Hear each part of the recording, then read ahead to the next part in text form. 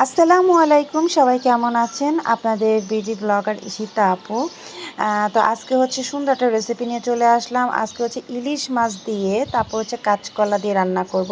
তো আমি ইলিশ মাছগুলোকে কেটে ধুয়ে সুন্দর পরিষ্কার করে হচ্ছে হলুদ মরিচ মাখিয়ে রেখেছি, এগুলোকে হচ্ছে ভাজার জন্য। তো এখানে একটা কড়াই দিয়ে দিয়েছি এবং কড়াইয়ের মধ্যে একটু তেল দিয়ে তারপর কড়াইটা গরম হওয়া আগ পর্যন্ত এবং পুরো কড়াইটাকে হচ্ছে আমি একটু নাড়াচাড়া করে নিলাম, তেল পুরোটা কড়াইতে যেন লাগে এবং হচ্ছে আস্তে আস্তে করে মাছগুলো দিয়ে দিলাম। হালকা গরম হয়ে এসেছে, আসলে ফুল গরম হয়নি, আমি তাড়াতাড়ি করছিলাম যেহেতু সেহরি রান্না এবং অল্প মানুষের জন্য, মানে আমাদের ঘরোয়া মানুষ তো মাত্র 4 জন। তো সেই ব্যাস থেকেই হচ্ছে আমি রান্না করি। আর সেহরিতে অনেক তরকারি হয়ে যায় এবং দেখা গেছে যে তরকারি বেশি রান্না করলে পরের দিন পর্যন্ত থেকে যায়, যার জন্য অল্প করে রান্না করি যেন হচ্ছে আমাদের শেষ হয়ে যায়। তো আমাদের একটা তরকারি রান্না করি আর হচ্ছে একটু দুধ টুধ গরম করে দুধ খাই, যার জন্য আমাদের হয়ে যায়। তো এই হচ্ছে দেখেন মাছগুলো আমি ভেজে নিচ্ছিলাম, আর এই মাছগুলো হচ্ছে মিডিয়াম সাইজের। তো এই মাছগুলো এত টেস্টি হয়, আমি বিশেষ করে বেশিরভাগই এই মাছ সাইজের মাছগুলো খেতে আমি খুব পছন্দ করি।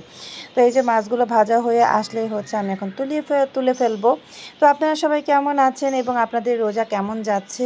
তো সবাই কিন্তু কমেন্ট করে অবশ্যই জানাবেন, আর আমার ভিডিওগুলো ব্লগগুলো আপনাদের কাছে কেমন লাগে সেটাও একটু কমেন্ট করে জানাবেন। আমি এখানে আস্তে আস্তে করে মাছগুলো তুলে ফেলছিলাম। এই যে দেখেন মাছগুলো ভাজা হয়ে গেছে আমার। এখন হচ্ছে আমি তরকারিগুলো বসিয়ে দিব, কাঁচকলার দিয়ে ইলিশ মাছের তরকারি বসিয়ে দিব। এখন হচ্ছে পেঁয়াজ যে কেটে রেখেছিলাম, পেঁয়াজ মরিচগুলো একসাথে কেটে রেখেছিলাম, সেগুলো হচ্ছে দিয়ে সেই তেলের মধ্যে হচ্ছে দিয়েই একটু নাড়াচাড়া করে ভালোভাবে হচ্ছে একটু ভেজে নেব। তো পেঁয়াজ মরিচ ভাজা হয়ে আসলেই তারপর হচ্ছে একটু আদা রসুন দিয়ে দিব, বাটা আদা রসুন। আমার সবসময় আদা রসুন বাটাই থাকে, মানে আমি করে রাখি একসাথে 1-2-3 কেজির মতো করে রাখি যেন আমার সারা মাস হয়ে যায়। তো এরকম আদা রসুন একটু দিয়ে দিলাম, তারপর হচ্ছে লবণ, হলুদ, মরিচ, ধনিয়া আস্তে আস্তে করে দিয়ে দিব।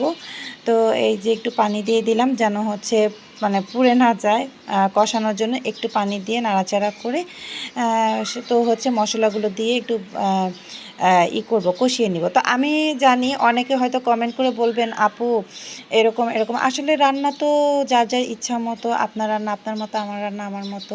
আমি যেভাবে আর কি রান্না করি প্রতিদিন নিয়ম করে ঠিক সেভাবেই তো রান্না করি, আমি আপনাদের মাঝে ব্লগ করে দেওয়ার চেষ্টা করি।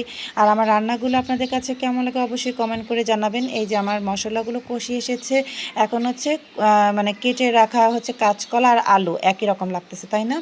তো এগুলো হচ্ছে দিয়ে দিলাম।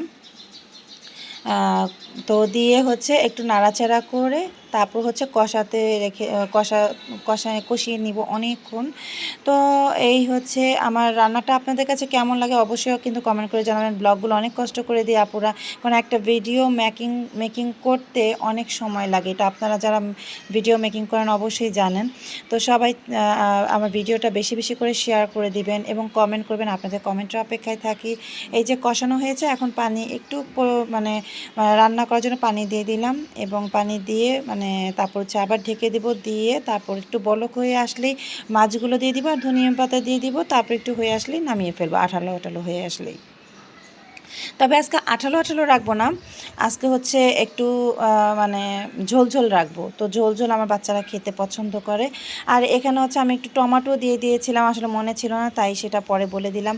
তো ভিডিওগুলো কেমন হয় কমেন্ট করে জানাবেন। এই যে আমার এইগুলো তরকারি বলক হয়ে আসছে আর আমি একে একে মাছগুলোই দিয়ে দিলাম, তারপর হচ্ছে একটু ধনিয়া পাতা দিয়ে তারপর হচ্ছে আমার রান্নাটা শেষ করব। আজকে রান্নাটা এ পর্যন্তই আপুরা। তো সবাই কেমন লাগে আপুরা ভাইয়ারা সবাই কমেন্ট করে জানাবেন। রোজাগুলো আপনাদের কেমন যাচ্ছে? আমার তো খুব ভালো যাচ্ছে, মনেই হচ্ছে না যে আমি রোজা রাখতেছি। কারণ কি জানেন, এমন একটু ঠান্ডা ঠান্ডা ভাব এবং ইফতারগুলো করতে এত টেস্ট লাগে, ভালো লাগতেছে যে কিভাবে যে রোজাগুলো চলে যাচ্ছে।